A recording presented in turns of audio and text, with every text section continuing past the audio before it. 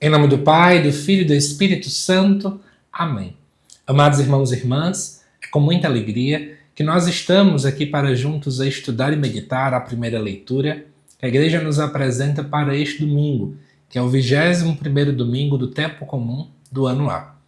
E a primeira leitura deste domingo se encontra lá no livro do profeta Isaías, capítulo 22, versículos 19 até o 23, que nos diz assim: Assim diz o Senhor a Sóbina, o administrador do palácio: Eu vou te destruir do posto que ocupas e demitir-te do teu cargo.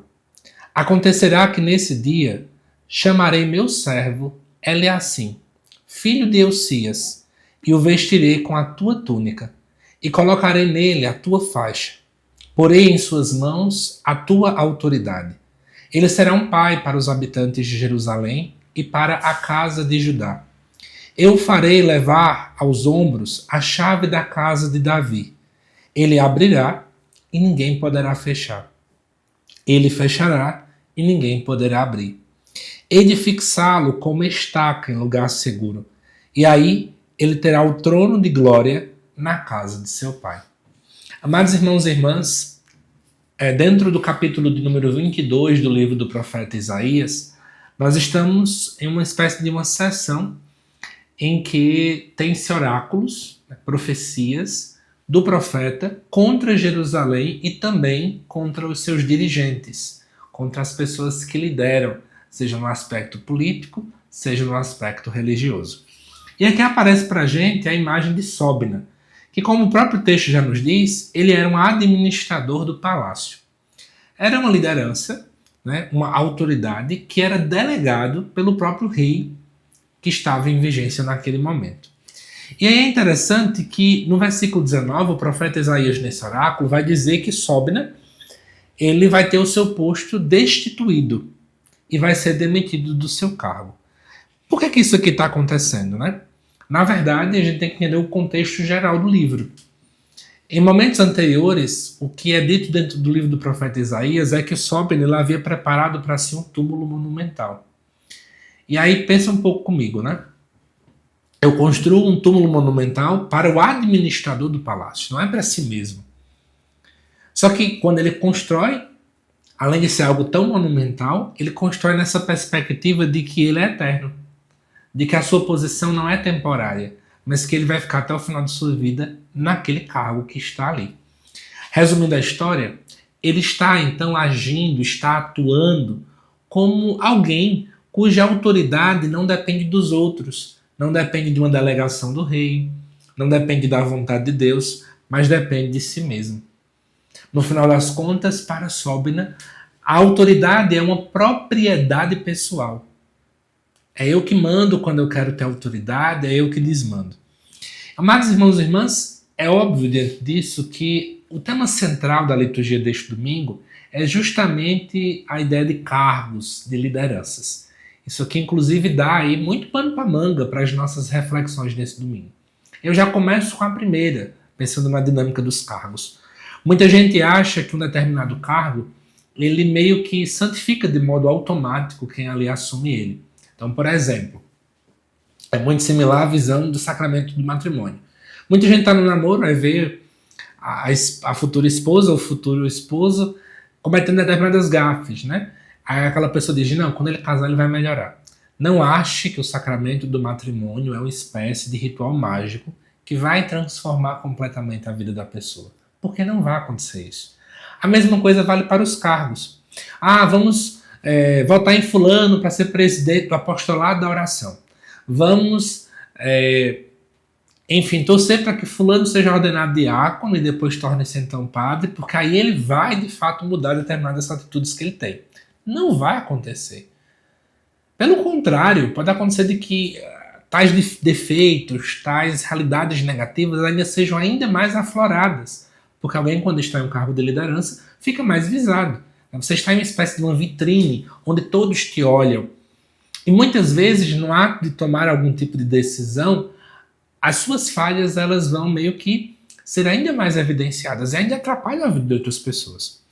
E aí, amados irmãos e irmãs, depois de dizer que Sóbina vai perder o seu cargo, no versículo 20 vai dizer que o servo, olha que interessante, a palavra servo que já aparece, aquele que serve, aquele que está a serviço. Eliacim, filho de Uzias, vai assumir o cargo de Sóbena. Enquanto ele achava que era eterno, Deus, o próprio Deus, que é ele que manda e desmanda, ele que dá o cargo, mas ele também que pode retirar o cargo, ele mesmo vai dizer que vai agora vestir com a mesma túnica de Sóbena, Eliacim. Vai colocar a mesma faixa que era de Sóbena em Eliacim. A mesma autoridade que ele tinha agora vai recair sobre a figura de Eliacim. Mas que características Eliacim acaba tendo? O próprio texto nos confere algumas que já nos bastam, né? Primeiro, ele é servo. Ele está a serviço. A verdadeira liderança, a verdadeira autoridade é aquele que está a serviço. E aqui, gente, eu preciso abrir um jogo para vocês. Fora do contexto de igreja, tem muitos lugares que as pessoas elas não se importam se você é servo ou não. Elas preferem que você seja alguém grosso, que as pessoas têm medo de você, então você é um intimidador das pessoas. Tem lugares que são assim. Tem determinados locais de emprego em que você é elogiado caso você intimide de tal forma as pessoas que elas tenham medo e a partir do medo elas comecem a te obedecer. Tem determinadas profissões que você é elogiado, você é bem visto quando você não responde às pessoas, quando você não olha para as pessoas direito, quando você não é acessível. Mas a dinâmica do reino é diferente. Nós que somos cristãos, não somos chamados a assumir uma profissão, por exemplo, e tornar-se alguém que quer pisar nos outros, que quer esmagar os outros. Por exemplo, embora tenha pessoas que comentem aqui no canal que eu sou padre, eu não sou padre e nunca disse que eu sou padre aqui. Para quem não sabe, eu sou professor de matemática.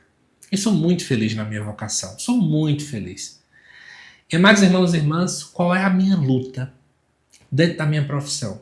É para que eu entenda que mesmo que a posição de professor seja uma posição de autoridade, de destaque, onde eu também devo ter respeito, as pessoas têm que me respeitar, eu tenho consciência disso, mas eu não posso pisar nos meus alunos.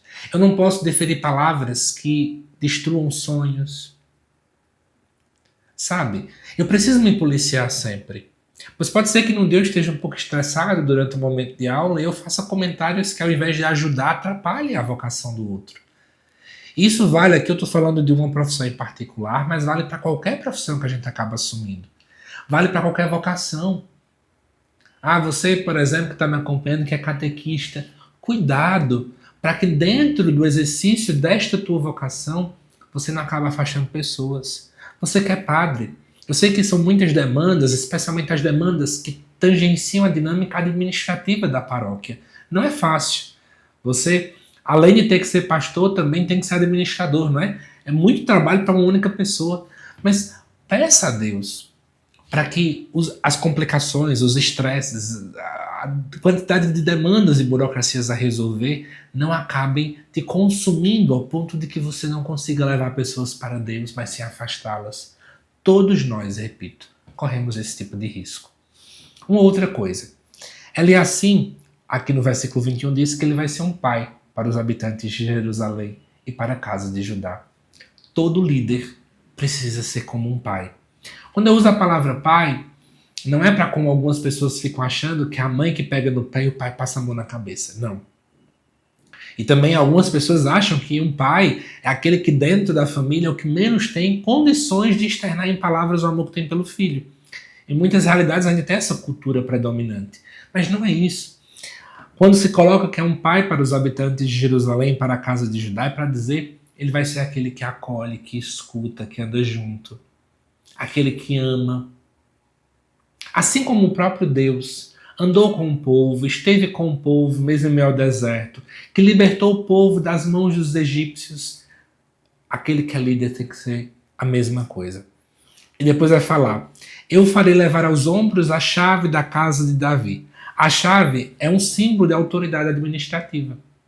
Então, no final das contas, Deus está dando a ele um símbolo de autoridade. E diz aqui que ele vai, quando ele abrir, ninguém vai fechar, e quando ele fechar, ninguém vai abrir. Deus está concedendo.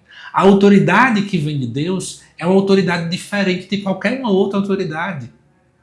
Por isso aqui é o contraponto com a figura de Sóbina. Ele achava que era autossuficiente, ele achava que permaneceria eternamente por causa dele. Talvez passasse em sua cabeça, não, mas eu sou alguém muito organizado, eu sou alguém muito fiel ao que o rei pede, eu nunca fiz nada de errado, por esse motivo nunca serei demitido. Mas, irmãos e irmãs, a única pessoa, né, que pode mandar e desmandar para sempre a gente é Deus. Cuidado para que você não coloque você mesmo como sendo Deus de sua vida. Esse é um caminho extremamente equivocado. Um ponto importante, que eu até anotei aqui para comentar para vocês, é a figura de que um líder, ele é uma espécie de um ponto de sustentação para aqueles que são liderados. Quando as pessoas não souberem para onde ir, elas procurarão um líder para serem sustentadas. Essa é a figura de um pai também que acaba aparecendo.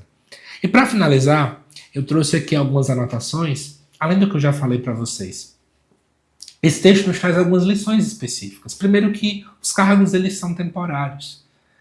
Cuidado para você não pisar em alguém que daqui a pouco você vai ser pisado, hein? Tome cuidado com isso. A autoridade sem serviço ela acaba sendo corrompida. O líder é aquele que serve acima de tudo. Deus pode retirar aquilo que confio. Então tome cuidado em confiar-se demais sobre si mesmo.